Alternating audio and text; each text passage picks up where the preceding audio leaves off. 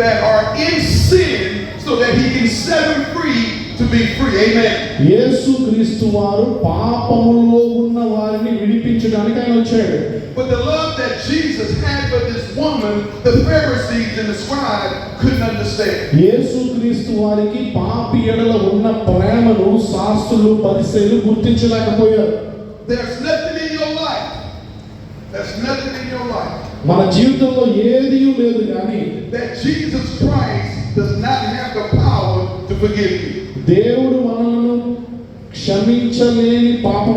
Can I pray to no other God, no other idol, only Jesus, only Jesus Christ can be your source. She's telling us she's got to be willing. Look in eyes. You got to be willing to serve only Jesus.